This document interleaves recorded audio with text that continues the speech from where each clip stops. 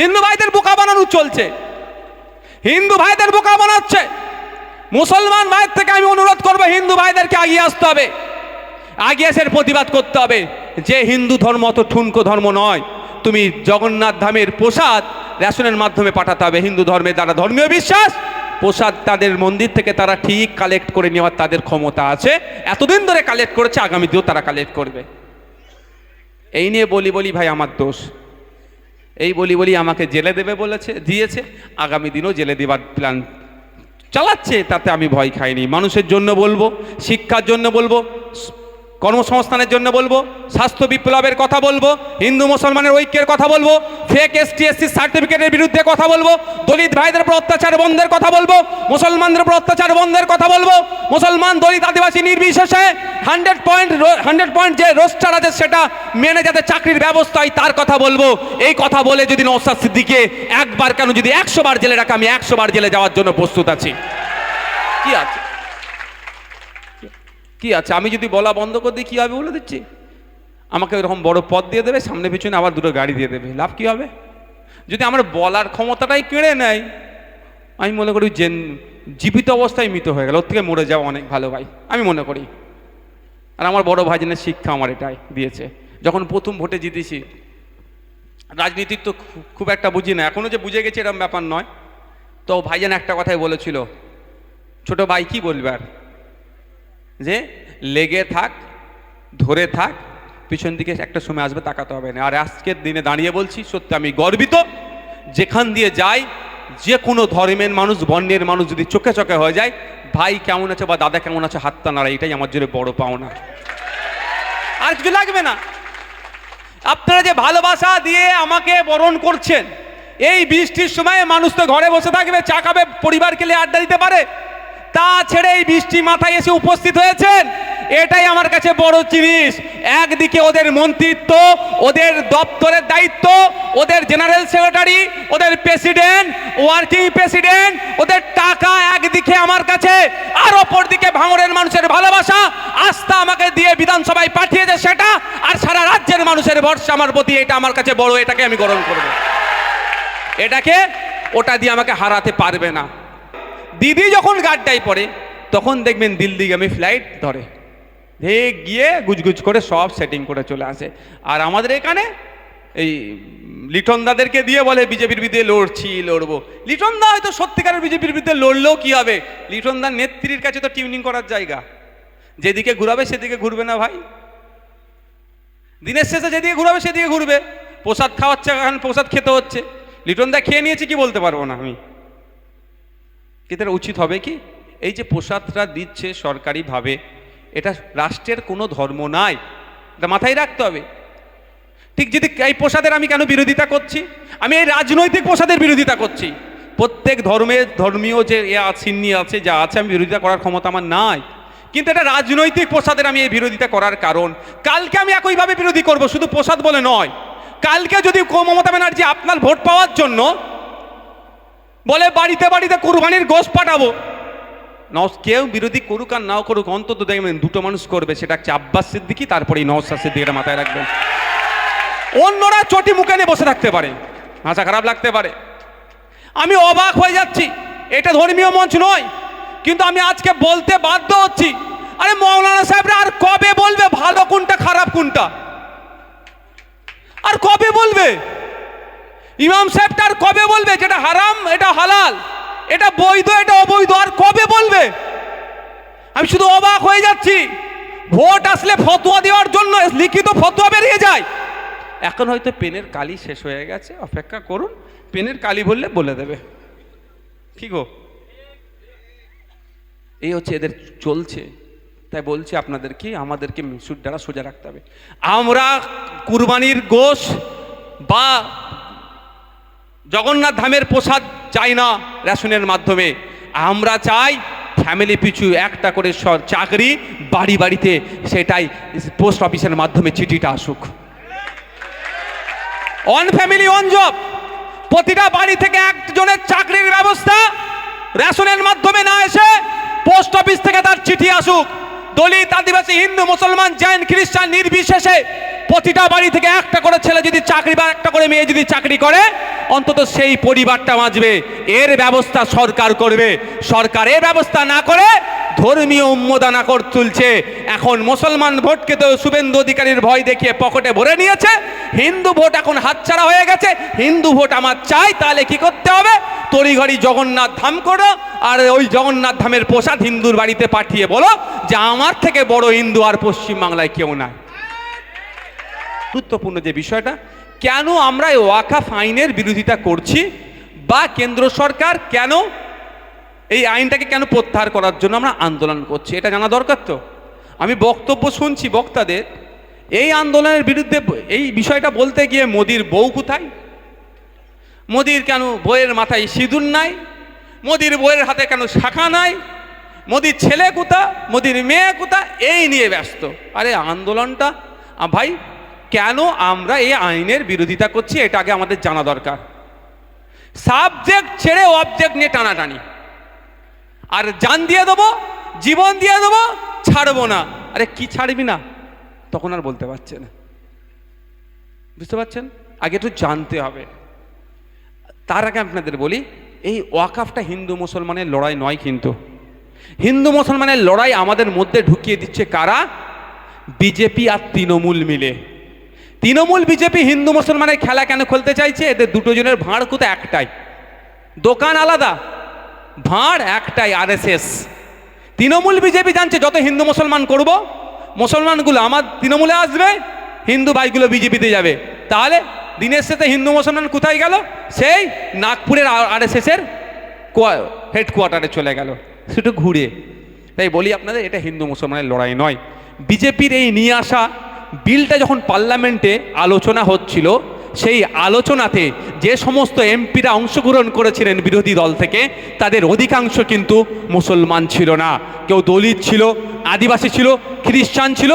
ভিন্ন ধর্মের এমপিরা এই ওয়াকফ সংশোধনী বিলের বিরুদ্ধে যে যুক্তিতর্ক খাড়া করেছিল, বিজেপি সেখানে কুপকাত হয়ে গিয়েছিল। শুধুমাত্র সংখ্যার জোরে তারা পাশ করিয়ে নিয়েছে। যদি এটা মুসলমানদের শুধু বিষয় হতো আর হিন্দু মুসলমানের লড়াই হতো, তাহলে 90 থেকে 95% এমপি আপনার হয়ে, ওয়াকফের হয়ে কিন্তু কথা বলতো না। দ্বিতীয় একটা উদাহরণ দিই, সুপ্রিম কোর্টে মামলা চলছে তো ওয়াকফের, আপনারা জানেন তো নাকি? এখন তো মনে হয় সুপ্রিম কোর্ট বন্ধ আছে, এখন ছুটি চলছে, 14 তারিখে মনে হয় খুলবে, অর্ডার তখন হতে পারে। আমারও একটা মামলা আছে, বড় ভাইজান নির্দেশ দিয়েছে, বড় ভাইজানের নির্দেশে আমি একটা মামলা করেছি। শুভেন্দু অধিকারীর বিরুদ্ধে মামলাটা হচ্ছে, কিন্তু এটা মাথায় রাখবেন, ওটা বিজেপি। তো মমতা ব্যানার্জি কিন্তু মামলা করেনি ভাই, শুনে রাখুন। আপনার কবরস্থান ছাড়ছাড়া হয়ে যাচ্ছে, আপনার ঈদগাহ হাতছাড়া হচ্ছে, আপনার দাদু যেখানে 20 বছর, 30 বছর, 40 বছর, 50 বছর, 100 বছর নামাজ পড়ে আসছে, ওই জায়গাটা হাতছাড়া হচ্ছে। কিন্তু অভিষেক ব্যানার্জি কোনো মামলা করেনি, মামলাটা করেছে নওশাদ সিদ্দিক। এটা মাথায় রাখবেন কিন্তু ভাই, মাথায় রাখার জন্য বলছি, অনেক কথা বলবে। তো আমার যে মামলাতে 7 জন উকিল আছে, 7 জন উকিলের মধ্যে 4 জন কিন্তু ভাই নন মুসলিম। যদি এটা হিন্দু মুসলমানেরই ব্যাপার হতো, হিন্দুর সাথে মুসলমানের লড়াই, তাহলে কেন আমার মামলা করবে ভাই তারা? বলুন কেন করবে? এটা হিন্দু মুসলমানের ব্যাপার নয়, এই ব্যাপারটা এটা হচ্ছে সংবিধান, একটা ধর্মকে আঘাত দিচ্ছে, সাথে সাথে সংবিধানের 14, 15, 25, 26, 29, 300 ক এই ধরনের একাধিক আর্টিকেলের উপরে আঘাত দিচ্ছে, সংবিধানের উপরে আঘাত দিচ্ছে। সেই জন্য জাত ধর্ম বর্ণ নির্বিশেষে মানুষ এটার বিরুদ্ধে লড়াই করছে। সুপ্রিম কোর্টে যে মামলা হচ্ছে, মামলায় যে আইনজীবীরা আছে 90 থেকে 95% আইনজীবী কিন্তু মুসলমান নয়, এটা মাথায় রাখবেন। তারা এই আইনটাকে বাতিলের জন্য আইনি লড়াই করছে। শুধু তাই নয়, পাঞ্জাব থেকে একটা সংগঠন, পাঞ্জাব শিখ ধর্মের সংগঠন, তারা অ্যাপিল করতে শুনেছি যে এই আইনকে বাতিল করা হোক। তারা পাঞ্জাবি তো, তাও মুসলমানদের হয়ে কথা বলছে। শুধু মুসলমানদের হয়ে না, সংবিধানের হয়ে কথা বলছে। কেরলের একটা হিন্দু সমাজের সংগঠন, তারা, আমি উদাহরণ দিচ্ছি কি ধরনের, যেন বসিরহাটে দরবার থেকে মামলা করতে গিয়েছিল না আমাদের বাইজিৎ ভাই, গিয়েছিল, তুমিও তো গিয়েছিলে, এটা ধরতে গেলে মুসলিম সংগঠন, বোঝানোর জন্য বলছি। সে ধরনের কেরলের একটা হিন্দু ধর্মীয় সংগঠন সুপ্রিম কোর্টে মামলা করেছে যে আইনকে বাতিল করতে হবে, এই আইন দিয়ে শুধুমাত্র মুসলমানকে শোষণ নয়, সংবিধানের উপরে আঘাত লাগছে বলে। আইন থেকে এটা ক্লিয়ার হলো তো যে এটা মুসলমান হিন্দুর ব্যাপার নয়, এটা ভুল বোঝানো হচ্ছে। এই ভুল বোঝানোটা আমাদের ক্লিয়ার হয়েছে। এবার আসা যাক, এই আইনকে নিয়ে আর দুটো মিথ্যাচার হচ্ছে। প্রথম মিথ্যাচার বিজেপি এটা বেশি করে করছে যে ওয়াকফ বোর্ড যেখানে গিয়ে দাঁড়াবে, যেটা বলবে ওয়াকফের সেটাই নাকি ওয়াকফের হয়ে যাবে। স্বাভাবিকভাবে মানুষ ভয় খেয়ে যাবে। এইভাবে হিন্দু ভাইদেরকে বুঝাচ্ছে তোমার বাড়ির যে তুলসী তলাটা আছে ওয়াকফ বোর্ড এসে যদি বলে এটা ওয়াকফের, ওয়াকফের হয়ে যাবে। তোমাদের পাড়ার যেই মন্দিরটা আছে ওয়াকফ বোর্ড যদি বলে এটা ওয়াকফের, ওয়াকফ বোর্ডের হয়ে যাবে। তোমার বাড়িটাকে যদি বলে এটা ওয়াকফের, বলছে নাকি ওয়াকফের হয়ে যাবে। এইরকম বলে আমার হিন্দু ভাইকে একটু ভড়কে দিচ্ছে। আচ্ছা, ভারতবর্ষে এই ধরনের কোনো আইন আছে ভাই? আইন আছে আপনাদের মনে হয় যে আপনার যেখানে ওয়াকফ বোর্ড বলবে সেটা ওয়াকফের হয়ে যাবে? এই ওদের কথা অনুযায়ী এই পুকুরটা যদি বলে ওয়াকফ বোর্ড আমার, এটা নাকি ওয়াকফ বোর্ডের হয়ে যাবে। এটা হতে পারে? আরে ভারত সরকার যদি এসে পুকুরটা চাই তা ভারত সরকারের হবে না যতক্ষণ না পর্যন্ত এ বলছে, কনসার্ন দিচ্ছে। এটা উন্নয়নের জন্য লাগবে। ভারত সরকার যদি চায় পশ্চিমবাংলা সরকারকে বলবে, পশ্চিমবাংলা সরকার একে নোটিশ করবে, এটার জন্য আপনাকে ক্ষতিপূরণ দেওয়া হচ্ছে, আপনি দিন। যদি না দিয়ে যদি মামলা লড়ে, এটা উকিল সাহেব, অনেক কটা উকিল আছে তো নাকি? উকিল সাহেব কি ভুল বলছে নাকি? তো ও যদি মনে করে আইনে লড়িয়ে ওটাকে বেটাকে ঝুলিয়ে রাখবো, ভারত সরকারের ক্ষমতা নেই একে এ করা, আইনি লড়াই তাকে যেতে হবে। তাহলে একটা বোর্ড, ছোট্ট একটা বোর্ডের ক্ষমতা আছে এটা? এটা সম্পূর্ণভাবে ভুল বোঝানো হচ্ছে। কেমন ভুল বোঝানো হচ্ছে? বলছে নওশাদ সিদ্দিকী, আমি আমাকে দিয়ে উদাহরণ দিচ্ছি, আমি এত পাওয়ারফুল, যেখানে দাঁড়িয়ে বলবে এটা আমার, সেটা নাকি আমার হয়ে যাবে। আমি এত পাওয়ারফুল। আমি ওয়াকফ বোর্ডে এখন নিজেকে ধরে উদাহরণ দিচ্ছি। আমি কাঁদছি ওয়াকফ ট্রাইব্যুনালে গিয়ে যে পশ্চিমবাংলায় আমার ৭৫,০০০ বিঘা ওয়াকফ সম্পত্তি আমি উদ্ধার করতে পারছি না, আপনি একটা অর্ডার করিয়ে দেন যাতে আমি উদ্ধার করতে পারি। আমি কাঁদছি হাইকোর্টে গিয়ে যে আমার ৭৫,০০০ বিঘা সম্পত্তি বসিরহাট শহরের ওপরে ওয়াকফ সম্পত্তি বেহাত হয়ে আছে, আমি উদ্ধার করতে পারছি না, মাই লর্ড তুমি একটু অর্ডারটা করে দাও যাতে আমি উদ্ধার করতে পারি। আমি কাঁদছি সুপ্রিম কোর্টে গিয়ে যে আমি আমার ওয়াকফ প্রপার্টিটা উদ্ধার করতে পারছি না, তুমি অর্ডার দাও যাতে আমি উদ্ধারটা করতে পারি। আর আমার এত পাওয়ার, আমার নিজের ৭৫,০০০ বিঘা সম্পত্তি বেহাত, সেইগুলো আমি নিতে পারছি না, আমি অন্য জায়গায় দাঁড়ালে নাকি আমার হয়ে যাবে সেটা। তাহলে অলরেডি আমার যে ৭৫,০০০ বিঘা আছে সেইখানে গিয়ে দাঁড়িয়ে বলি আবার একবার দাঁড়িয়েছি, দুবার করে জায়গাটা আমার হোক। বুঝে আসছে ভাই? বুঝাতে পারলাম না? না আরো ডিপে যেতে হবে। আমার নিজের ৭৫,০০০ বিঘা সম্পত্তি আমি উদ্ধার করতে পারছি না, কিন্তু আমার এত পাওয়ার থাকার পরেও আমি উদ্ধার করতে পারছি না, কিন্তু অন্যের পুকুরে গিয়ে দাঁড়ালে বলছে এটা আমার হয়ে যাবে। ওই জায়গায় দাঁড়িয়ে যদি বলি এটা আমার হয়ে যাবে, এটা মানবে কেউ? এটা হতে পারে না। এটা শুধুমাত্র ভুল বুঝানো হচ্ছে। এবার আমি আসা যায় এই আইনের কেন বিরোধিতা করব। মোদিজি বলেছে মুসলমানদের উপকার করবে। এই মুসলমান মায়েরা দাঁড়িয়ে আছেন, মুসলমান মায়েরা দাঁড়িয়ে আছেন, মুসলিম মায়েরা দাঁড়িয়ে আছেন, মুসলিম মায়েরা দাঁড়িয়ে আছেন, আপনাদের উপকার করবে। মোদিজি বলেছে, মোদিজি বলেছে এই আইনে গরিব মুসলিম বাচ্চাদের উপকার হবে। যখনই বলেছে মোদিজি মুসলমানদের উপকার করবে, আমার মাথা কিন্তু গেছে ঘেঁটে যে মোদিজি মুসলমানদের উপকার করবে, এটা কি করে সম্ভব? তাতে কিয়ামত হয়ে যেতে পারে। তওবা তিল্লাহ করে নেবো নাকি? ও আর আগে বলে দিই, মোদিজি মুসলমান তো দূরের কথা, গরিব হিন্দুদের উপকার মোদিজি করবে না, এটা আমি লিখে দিলাম, বলে দিলাম, লিখে রাখুন।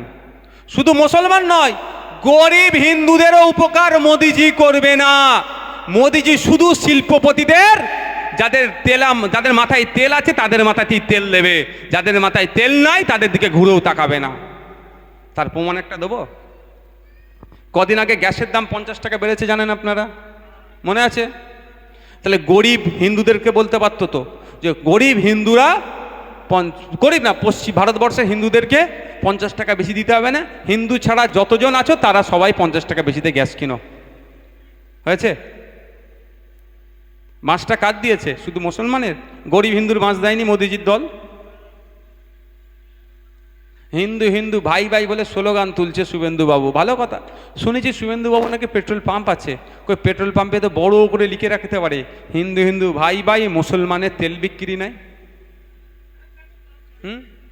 বলো, খারাপ কথা বলছি নাকি? ব্যবসাটা ভালো বুঝে নিচ্ছ তুমি, তেল বিক্রি করছো আর মালটা কামিয়ে নিচ্ছ, আর পাড়ার গরিব হিন্দুকে হিন্দু হিন্দু ভাই ভাইয়ের স্লোগান তুলছো। ওই এই রাজেন্দ্রপুর গ্রামের কোনো একটা হিন্দু ভাই বিপদে পড়লে ও ওইখান থেকে 4 ঘন্টা দূর থেকে আসবে না, এখানকার পাশের লোকটা ভাই পাশে দাঁড়াবে, সে যে ধর্মেরই হোক না কেন। উনি হিন্দু হিন্দু ভাই ভাই বলে স্লোগান তুলছেন, হিন্দুকে এক হতে হবে। বা হিন্দুকে এক হতে হয়, ভালো কথা, তুমি তাহলে মুসলমানকে তেল বিক্রি করছো কেন? আগে তুমি তেল বিক্রি করাটা বন্ধ করে দাও, তাহলে তো জানবো তুমি হিন্দু ভাইদের জন্য ভাবছো। তারপরে আর দুটো কথা বলি, হিন্দু হিন্দু ভাই ভাই বলছো, ভোট মিটে গেলে দলিত পিছড়ে বর্গের হিন্দু কিসের ভাই আর বলবেন না যেন, একদম বলে ফেলবেন না। কদিন আগে শুনছিলাম মোহাম্মদ সেলিম সাহেব এই কথা বলেছে, আর ওই দিক দিয়ে এটা বোঁ করে অন্য কথা আসছে, ওটা বলবেন না একদম, আমি মাইক চেপে দিচ্ছি, বুঝতে পারছেন? ভোট মিটে গেলে অমুকের ভাই বলবে এরা, তার প্রমাণ দিচ্ছি, উত্তরপ্রদেশে চলে যান, তার প্রমাণ, চলে যান সাউথ ইন্ডিয়াতে, তার প্রমাণ রাজস্থানে চলে যান, দলিত হওয়ার জন্য উচ্চবর্ণের মন্দিরের কলে পানি খেয়েছে, পিটিয়ে মেরে দিয়েছে। দলিত হওয়া অপরাধ, ইঞ্জিনিয়ারিং পড়ছিল, ছেলেটিকে মারধর করে তাকে পেশাব খাওয়াতে বাধ্য করেছে। দলিত হওয়ার জন্য হায়দ্রাবাদ ইফলু ইউনিভার্সিটির রোহিত ভমুলাকে এমন মানসিক টর্চার করেছে, সুসাইড করতে বাধ্য করেছে। তুই দলিত, তুই আমাকে ওভারটেক করে চলে যাবি, পিটিয়েছে। সব তো বিজেপি রাজ্য। ও যতক্ষণ আসতে পারেনি ক্ষমতায়, তখন ওরা বলেছিল হিন্দু হিন্দু ভাই ভাই, ওখানে স্লোগান হয়েছে। যেই ক্ষমতা থেকে যেই ক্ষমতা এসে গেছে, তখন তুমি অমুকের ভাই, সাইড হয়ে যাও। কি বলছি বুঝতে পেরেছেন? তো এই ধরনের বোঝাচ্ছে।